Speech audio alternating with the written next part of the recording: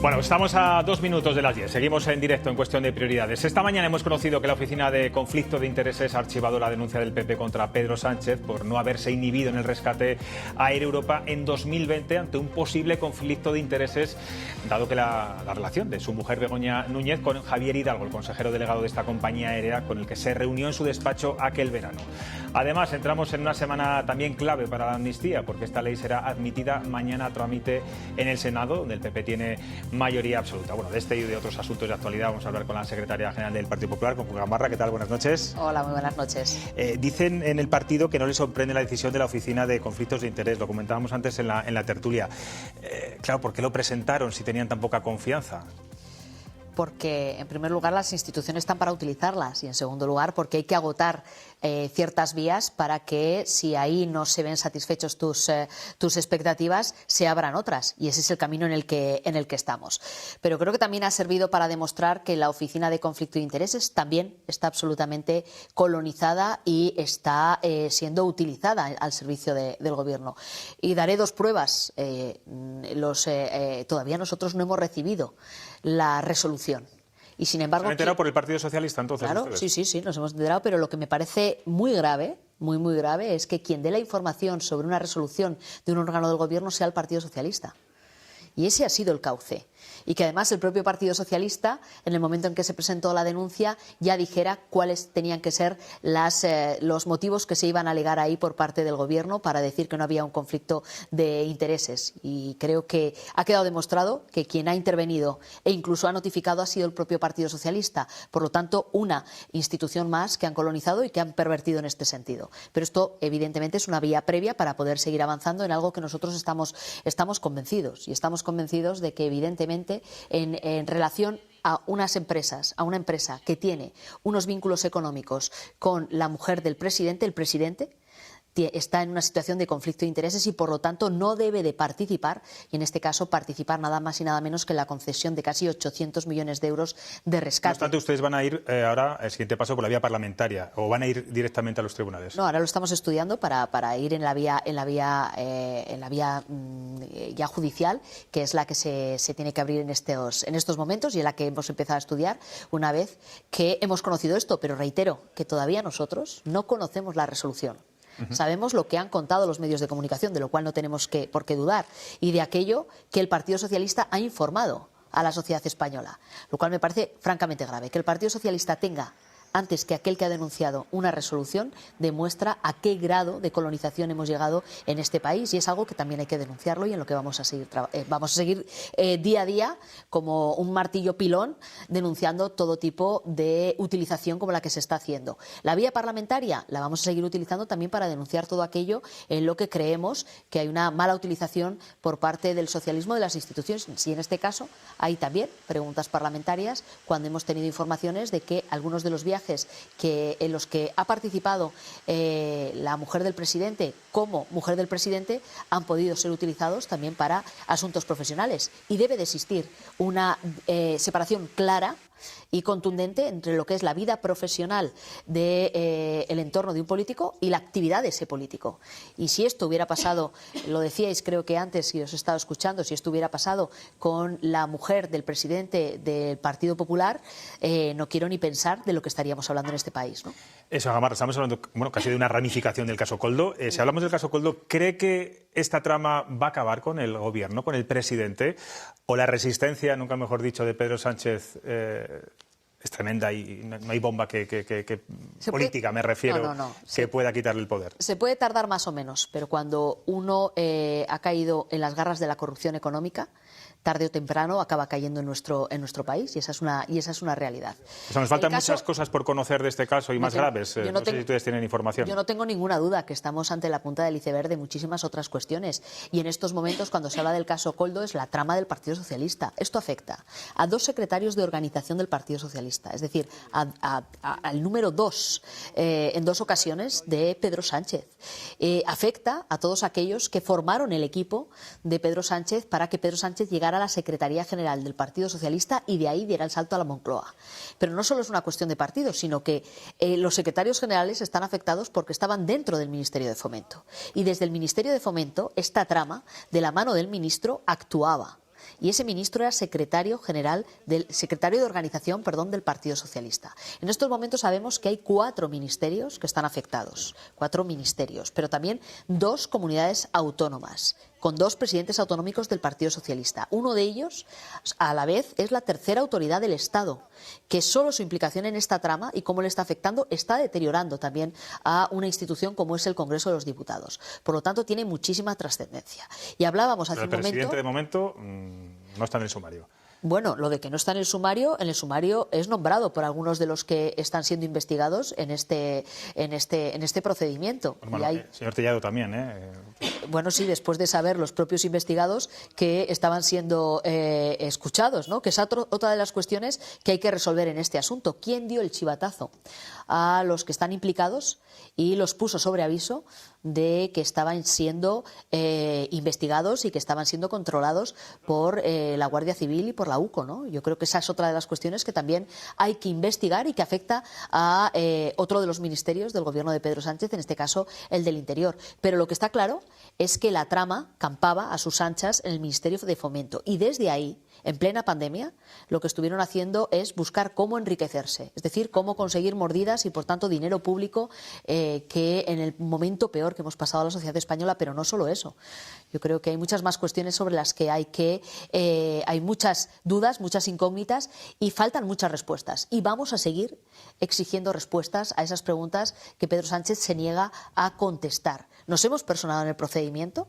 El Partido Popular está personado en el procedimiento judicial, que es la manera de exigir responsabilidades, y por otro lado, dentro del Senado ya se ha puesto en marcha una comisión de investigación para llevar a cabo una investigación política, porque aquí hay 2 ámbitos sobre el que actuar, el ámbito judicial, pero también el ámbito de las responsabilidades políticas.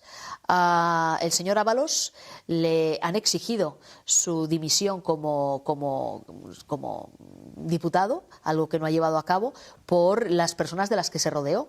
Y hoy vemos como uno de los ministros, el ministro de Fomento, que le exigía su dimisión por las personas en las que confió, sigue manteniendo dentro de su equipo a muchos de los que están implicados en la trama. Luego, la trama tiene pasado, pero tiene presente. Hoy todavía muchos de los que en esas investigaciones policiales y en esas diligencias del sumario aparecen, están en el Ministerio de Transporte y asumiendo y teniendo las mismas responsabilidades que han tenido durante la etapa del ministro Ábalos. Luego, por tanto, la trama sigue ahí y no solo tiene que ver con las mascarillas, tiene que ver con más cosas. ¿Le preocupa al Partido Popular las posibles consecuencias que tenga el posible fraude fiscal de la pareja de Isabel Díaz Ayuso? ¿Cree que la presidenta de la Comunidad de Madrid ha dado todas las explicaciones que tenía que dar? Yo creo que ha dado hasta de más, ¿no? Porque al final ella, si das explicaciones porque das explicaciones y si no das explicaciones porque no das las explicaciones, ¿no? Y creo que ella ha sido también muy contundente cuando ha dicho he dado explicaciones porque ustedes me las exigían, cuando no afecta a la Comunidad de Madrid ni me afecta a mi persona, ¿no? Y yo creo que en ese sentido ella ha sido clara y ha sido rotunda. ¿Y qué opina de que su director de gabinete, su jefe de gabinete, amenace a un medio de comunicación y que Óscar Puente, ministro, digo para poner los dos lados de la balanza, insulte reiteradamente a periodistas, a los medios de comunicación? Me gustaría que opinara de las dos cosas. Bueno, yo creo Porque parece que los políticos últimamente están sobrepasando ciertas líneas rojas, ¿no? Yo creo que el ministro Puente se dedica bastante poco a gestionar un ministerio donde hay muchos problemas que resolver. Hay muchísimas zonas de nuestro país que no tienen infraestructuras de comunicaciones, que no llega el tren, y a eso no le dedica mucho tiempo. Está todo el día tuiteando, pero además es que está todo el día insultando, descalificando y atacando. Y eso es a lo que se dedica un ministro de Fomento, con todo lo que tendría que estar resolviendo en este país, mientras les dice a los españoles que si hay un problema en los trenes, eso lo tienen que soportar, porque son incidencias que pasan y que se aguanten. Yo creo que un ministro debiera de estar a otra altura y se debiera de estar comportando de una manera totalmente diferente. Y en segundo de las cuestiones que usted me plantea, como han explicado, ellos tienen una relación personal, aquellos en los que están relacionándose, y por tanto yo lo dejo en ese ámbito, ¿no? Vamos a hablar de las 3 citas electorales que tenemos en este país. Cataluña, País Vasco y las europeas. Por cierto, hablando de las catalanas, ¿en qué momento están las negociaciones con Ciudadanos para ir conjuntamente a las elecciones catalanas? Pues estamos conversando, ¿no? Yo creo que Debe de verse con total normalidad en nuestro país que si hay un adelanto electoral, y además un adelanto electoral que no estaba previsto. Se ha hablado así de un adelanto electoral, pero no hay que olvidar que este adelanto electoral viene ocasionado al final y ha ocasionado también que salte por los aires la propia legislatura de Pedro Sánchez. Esto no hay que olvidarlo. Pedro Sánchez ha puesto un plan, bueno, por bloquear la alternativa en nuestro país, ha estado dispuesto a mantenerse en el poder con unos equilibrios que son imposibles y que le hacen que en estos momentos sí, a cambio de la amnistía, haya conseguido la investidura, pero que no pueda gobernar, porque aquellos que le tendrían que estar apoyando para que la investidura se pudiera convertir en gobernabilidad no lo hacen. Y le han retirado el apoyo y eso hace que hoy ya no se hable ni de presupuestos generales del Estado porque han saltado por los aires de la mano de este adelanto electoral, ¿no? Y para ir juntos, y en este PP y sentido, Ciudadanos... yo lo que creo que lo que quería explicar es que creo que es importante que fuerzas políticas, cuando se produce un adelanto de estas características, también entre ellos aborden la situación de ese adelanto electoral y del contexto electoral en que se encuentran. Y eso es lo que estamos haciendo. El debate, señora Gamarra, entiendo que ustedes quieren casi la absorción de lo que queda, de lo poco que queda de Ciudadanos, y ellos querrán cierta autonomía, ¿no? Imagino que van por ahí las negociaciones. Bueno, las negociaciones, yo creo que lo bueno de las conversaciones también es mantener la discreción sobre las mismas por lealtad a aquel con el que estás hablando y estamos en unos tiempos que creo que eso hay que respetarlo, ¿no? Pero evidentemente la situación, somos dos formaciones políticas que estamos en una situación absolutamente distinta. Hoy el Partido Popular es un partido que ganó las elecciones, que lidera la alternativa en España con una fortaleza creo que indiscutible y que además también ganó a los independentistas en las últimas elecciones generales. El Partido Popular tuvo más votos que Esquerra Republicana o que Junts en las últimas generales y eso nos convierte en una fuerza, yo creo que muy importante en Cataluña y eso es una situación que hoy Ciudadanos evidentemente todos sabemos que no tiene. Tiene posición de fuerza, está clarísimamente. Bueno, ¿quién va a ser el candidato del PP en Cataluña? Que quedan menos de 2 meses y todavía no se sabe el nombre. Bueno, acaban de convocarse las elecciones, ¿no? Y por tanto nosotros tenemos una organización interna que funciona de una determinada manera y será en el ámbito de ese funcionamiento de nuestros órganos donde eso se apruebe y se decida, ¿no? Lógicamente. ¿Y qué le inquieta más a usted? ¿Que pueda gobernar Bildu en el País Vasco o que lo haga Puigdemont en Cataluña? Bueno, es que creo que no hay que renunciar a las inquietudes de una por la otra, ¿no? Creo que estamos en una situación muy complicada para nuestro país y que viene ocasionada por el sanchismo, viene ocasionada por lo que Pedro Sánchez ha estado dispuesto a ceder con tal de mantenerse en el poder. Hoy los independentistas están más fuertes que nunca. Y están más fuertes que nunca y envalentonados con el peor resultado, por ejemplo, que han tenido en las últimas elecciones generales, ¿no? Muestra de su debilidad. Y, sin embargo, de la debilidad de Pedro Sánchez, con el consentimiento de Pedro Sánchez para mantenerse en el poder, tienen una fortaleza que les permite, al final, estar mandando y estar decidiendo el futuro de nuestro propio país. No solo están consiguiendo aquello que el Estado de Derecho frenó, ¿no? Y es al final que el gobierno, que Pedro Sánchez se arrodille, se someta e incluso les pida perdón, ¿no? Por aquello que no fue más que aplicar el Estado de Derecho y además evitar que se produjera una ruptura en el marco de la convivencia.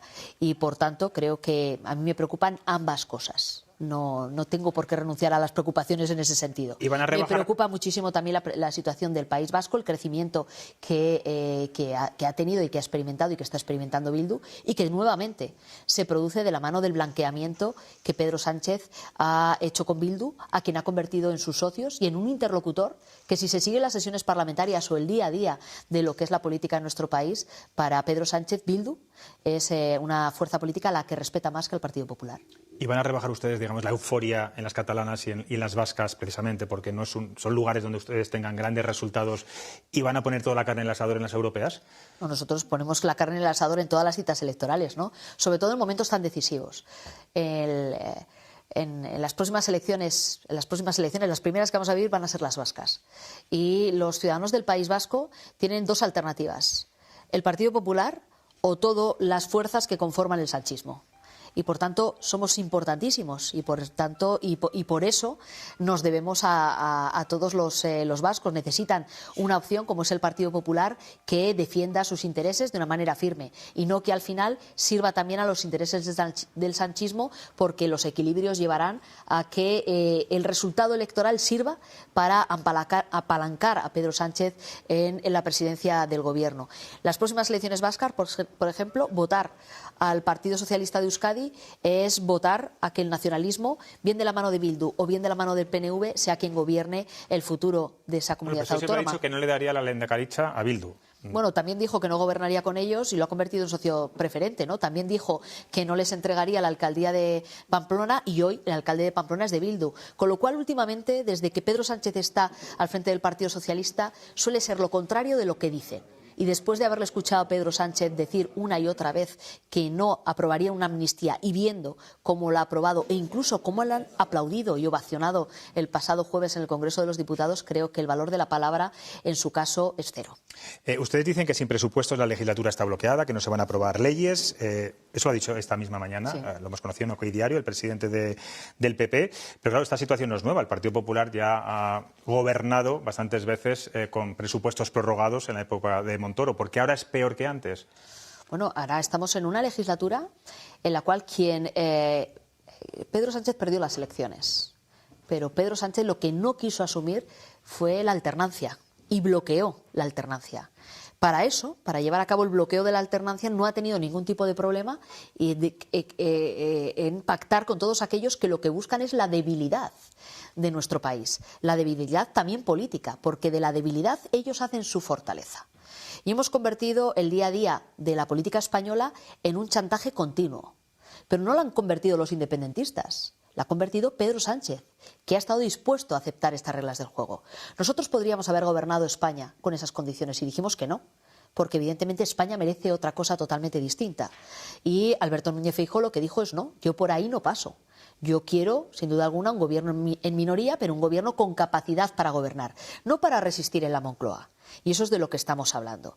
Al final ha empezado una legislatura donde lo único que se ha aprobado y que se va a aprobar es la ley de amnistía. Es decir, van a cobrarse aquello que exigieron los independentistas por mantener a Pedro Sánchez en la Moncloa, que es impunidad. Aquí no estamos hablando de convivencia. Aquí estamos hablando de cómo se pagan los 7 votos que Pedro Sánchez necesitaba para ser investido. Pero ahora llega la gobernabilidad. Y le recuerdan un día sí y otros también los independentistas que aquí ellos lo que han votado es una investidura, no una estabilidad parlamentaria para poder gobernar un país. Y si además se conoce un poco lo que es la política española, se habla mucho de una mayoría progresista. Pero si se conoce a los partidos que conforman la mayoría de investidura, claramente se sabe que son partidos antagónicos en muchos planteamientos políticos. Por lo tanto, es imposible gobernar así. Esa es la diferencia. En otros tiempos sí, ha habido gobiernos en minoría, pero han tenido en primer lugar el respaldo del partido mayoritario de la Cámara. Y luego unos acuerdos de estabilidad parlamentaria para poder gobernar en minoría. ¿Con presupuestos prorrogados en algunas ocasiones? Sí, pero con un pacto diferente de gobernabilidad. Y aquí estamos hablando de otra cosa. Aquí estamos hablando en que hay de lo mío constantemente. Y además lo decía, yo creo que era ayer o antes de ayer, el propio secretario general de Junts, uno de los socios de Pedro Sánchez. Y decía, oiga, yo a usted le he apoyado la investidura. Y a partir de ahora le pongo precio a cada cuestión que usted quiera aprobar. Pero de momento acabamos de parar el reloj. Lo ha parado Esquerra Republicana de Cataluña, convocando y adelantando unas elecciones. Y, por tanto, paralizando absolutamente la legislatura. De hecho, lo han dicho hace unos días, pero lo dijeron desde el primer momento. Desde el primer momento. Ellos no han engañado a nadie. Pedro Sánchez ha engañado a todo el mundo, fundamentalmente a sus votantes, que yo creo que serán los que más defraudados están con él. Pero hay que reconocer que los independentistas, en este sentido, no han engañado a nadie. Señora Gamarra, si hablamos de mayorías, hablamos de las mayorías progresistas, de las conservadoras, esa tensión constante que hay entre Abascal y Feijóo. Hoy ha dicho el presidente del Partido Popular, que no habla apenas con el líder de Vox, que si hubiera gobierno en las generales y él ganara, no entrarían en el gobierno de Vox. ¿Esto cómo puede afectar a lugares como Castilla y León, ayuntamientos, comunidades autónomas donde están cogobernando ambos partidos? Pues de ninguna manera. Yo creo que está pasando allí donde para poder tener gobiernos del Partido Popular ha habido que llegar a acuerdos. Pues que está muy clara cuál es la posición de dos partidos, somos dos partidos diferentes, nosotros tenemos muy claro cuál es nuestro compromiso con los ciudadanos y por tanto a eso nos atenemos. Y estamos dando estabilidad. Y aparte se están tomando decisiones de gobierno creo que muy importantes para los territorios, para las comunidades autónomas donde gobierna el Partido Popular. Hoy el 70% de los españoles tienen un gobierno del Partido Popular al frente de su comunidad autónoma y allí se han bajado los impuestos. Se está abordando, por ejemplo, la gratuidad de la educación infantil del 0 a 3. Estamos viendo cómo un impuesto como el impuesto de sucesiones, ese impuesto a la muerte, que al final penaliza a la clase media española y que hace que el patrimonio que los españoles han ido construyendo fruto de su esfuerzo se quede en las familias cuando uno de los nuestros fallece. Eso está ocurriendo allí donde gobierna el Partido Popular. ¿Y si eso funciona, por qué no se extrapola a un posible gobierno nacional? Porque nosotros creemos en otra fórmula. De hecho, la investidura a la que se sometió el presidente Feijóo era una investidura para un gobierno en minoría en la que buscábamos grandes acuerdos parlamentarios con el resto de fuerzas políticas constitucionalistas. Y ese es un planteamiento que bloqueó Pedro Sánchez, el rey del no es no, y que optó por lo que tenemos ahora. Pero era un planteamiento que dentro de las dificultades de no haber conseguido una mayoría absoluta y haber tenido 137 diputados, pues estábamos dispuestos a impulsar para una legislatura muy distinta a la que estamos teniendo en estos momentos. Pero era una investidura con un acuerdo para gobernar en solitario, que era lo que se acordó con el señor Abascal, y buscando acuerdos parlamentarios y grandes pactos de Estado para hablar de aquello que a los españoles les importa y les interesa en su día a día. Esto que se ha abandonado en estos momentos y que ha pasado a estar en un segundo plano. Hoy, hablar de política en nuestro país es hablar de las exigencias de los independentistas para que Pedro Sánchez siga manteniéndose en el poder. Y además todo ello con las exigencias de los independentistas y ahora ya con un objetivo que claramente han establecido y que ya lo han fijado nada más votarse la ley de amnistía en el Congreso de los Diputados. Y es el referéndum de autodeterminación. No engañan a nadie. Y además dicen tenerlo acordado y pactado con Pedro Sánchez. Y yo creo que eso pues es en lo que estamos. Pero los problemas de los españoles siguen ahí. Y en muchos sitios está el Partido Popular al frente de esos gobiernos autonómicos que están resolviendo esos problemas, ¿no? Tengo aquí a tres periodistas, hoy todas las invitadas en Cuestión de Periodistas son mujeres. Hoy te has quedado en minoría. Hoy me he quedado en minoría, sí, no está mal, no pasa nada. Señora Gamarra, rápidamente, sobre dos temas que ha tratado. Tema amnistía, ¿qué va a hacer el Partido Popular en el Senado? ¿Van a presentar veto o van a hacer algún otro tipo de acción? Y con el tema de la denuncia que están estudiando sobre el caso que afecta a la mujer del presidente, ¿qué tipo de denuncia y qué tipo de delito creen que se ha cometido y piensan actuar? Mire, lo que se ha cometido sobre todo es una infracción administrativa por incurrir en un conflicto, desde nuestro punto de vista, en un claro conflicto de intereses, ¿no? Y que viene de la mano de los intereses personales en la familia del presidente del gobierno y que por tanto le tienen que llevar a tenerse que inhibir y no participar en ciertos asuntos. Esto no es nada nuevo. Todos aquellos que han formado parte de consejos de ministros han podido ver cómo miembros de consejos de ministros tienen que abstenerse y tienen que apartarse de muchísimos temas porque hay una vinculación en aquel que se va a beneficiar de una decisión con sus entornos, sus familias, y eso está perfectamente establecido y por tanto hay que cumplirlo y es un principio básico de la democracia. Y en relación a la primera de las cuestiones, nosotros hemos sido muy claros con los españoles. Esta amnistía es una ley inconstitucional, es ilegal y es inmoral, porque además responde a un absoluto ejercicio de corrupción política. Estamos en un momento en el que España está inmersa en la corrupción económica de la mano de la trama que afecta al Partido Socialista, pero también en una profunda corrupción política, porque no hay mayor corrupción política que entregar impunidad a una serie de políticos a cambio de que esos políticos que se sitúan por encima de la ley te faciliten la investidura y por tanto te apoyen con sus votos. Esto al final estamos hablando de una transacción política a cambio de esos votos que sin duda alguna no solo es inconstitucional e ilegal, sino es inmoral para la sociedad española. Y vamos a seguir teniendo una posición contundente de oposición. en el ámbito político y, por tanto, esta tramitación en el Congreso, en el Senado, una tramitación que además el grupo parlamentario en el Senado ya ha solicitado en el día de hoy que sea una tramitación ordinaria y que, por lo tanto, no se someta a los tiempos de la urgencia y que se despliegue y que participe.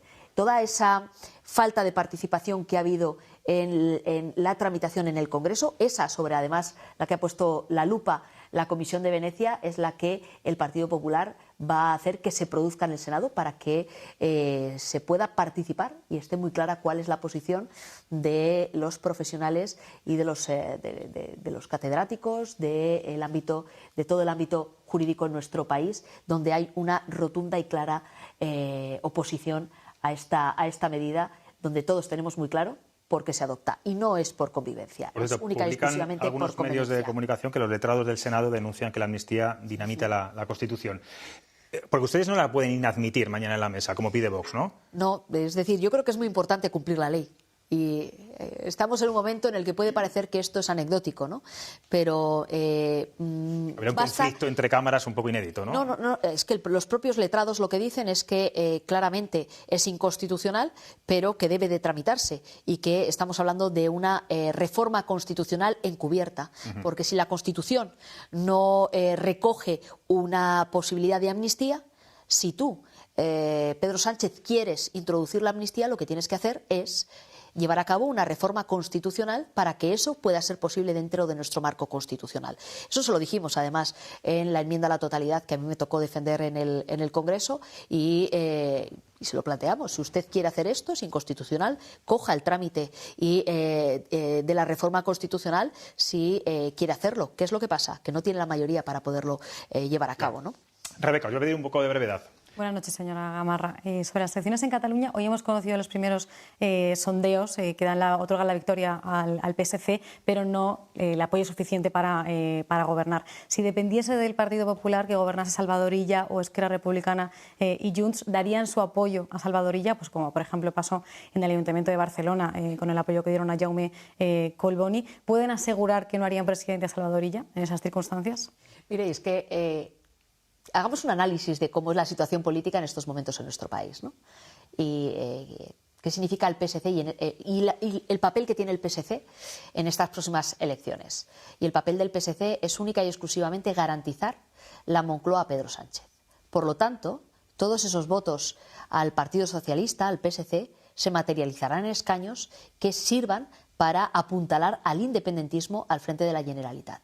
No tengo ninguna duda. Y eso será la contrapartida que Pedro Sánchez siga manteniéndose en la Moncloa, ni más ni menos. Esto es de lo que estamos hablando. Esto es lo que está en juego. Y por eso es más necesario que nunca, y más importante que nunca, un Partido Popular que es el partido que le puede decir a los catalanes que no están huérfanos todos aquellos que no son independentistas, sino que hay un partido que está dispuesto a dar esa batalla y esta pelea, y ese es el Partido Popular.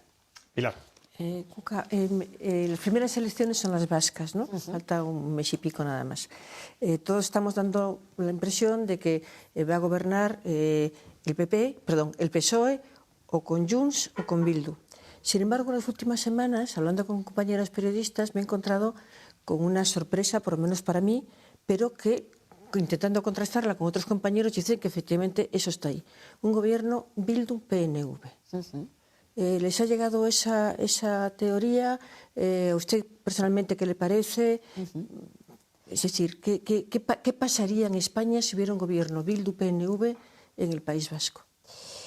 Yo creo que el crecimiento de Bildu es no solo una muy mala noticia para la sociedad española.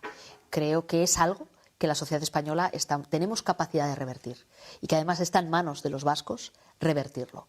Ese crecimiento, yo no tengo ninguna duda de que viene de la mano del apoyo de Pedro Sánchez y del Partido Socialista, quien durante estos 5 años ha convertido a Bildu en un actor político preferente en la gobernabilidad de nuestro país. Podía haber optado por otras vías, podía haber optado por una legislatura, me voy a la anterior, en la que el Partido Popular se podrían haber establecido algunos acuerdos. Se han rechazado absolutamente todos. Y ya si vamos a esta legislatura, lo que se ha bloqueado es la alternativa y la alternancia en el poder, que es un principio básico en la democracia. Por lo tanto, de ese blanqueamiento se ha producido este crecimiento. Y hoy vemos cómo Bildu ya ha llegado a las instituciones. Hablábamos del Ayuntamiento de Pamplona, que no es cualquier ayuntamiento, porque en el sueño independentista Pamplona es la capital de Euskal Herria. Y eso es un símbolo que Pedro Sánchez ha entregado a Bildu, a cambio también de su ambición por permanecer en la Moncloa. Por lo tanto, para mí no solo es una mala noticia, sino que creo que es algo que tenemos la obligación moral de revertirlo. Hay un partido, el único partido, en el cual el voto tiene un objetivo de revertir esa situación, es el Partido Popular en las próximas elecciones vascas. El único candidato que representa todo eso es Javier de Andrés, que es un político, creo que va a sorprender en las próximas elecciones y que además tiene una capacidad de gestión importante y una solvencia acreditada en la política vasca, ¿no? Por lo tanto, creo que la oportunidad que tienen los vascos es de votar a un partido como el Partido Popular, que va a hacer que sus votos en ningún caso vayan a apoyar a Bildu. No solo existe el riesgo de que vayamos a ese equilibrio, a esa coalición de PNV-Bildu, que puede ser una opción, es que existe el riesgo también de que el apoyo que encuentre Bildu para gobernar por primera vez el País Vasco sea el propio Partido Socialista. Si lo hemos visto en Pamplona, si hemos visto cómo en Navarra la señora Chivite está gobernando de la mano de Bildu y podía haber buscado otro tipo de apoyos que se le han planteado, se lo ha planteado UPN a lo largo de toda la investidura, etcétera, yo creo que seríamos muy ingenuos si pensáramos que los votos al Partido Socialista de Euskadi van a poder evitar esa coalición de PNV-Bildu, que no es descartable en absoluto. Por lo tanto, creo que la única opción, pero que es una muy buena opción, que es una opción de alternativa también moral, es el voto al Partido Popular, sin duda alguna. Pues Cuca Gamarra, gracias por estar de nuevo en Cuestión de Prioridades en Castilla y León Televisión. Le espera una primavera muy ajetreada. Sí, parece que Va a sí. tener que ir a País Vasco, a Cataluña, la campaña electoral de las europeas. Me imagino que tendrá que recorrerse media España. Gracias de nuevo por estar aquí. Pues muchísimas gracias a ustedes y espero también poder parar por este plató durante estos próximos meses. Gracias.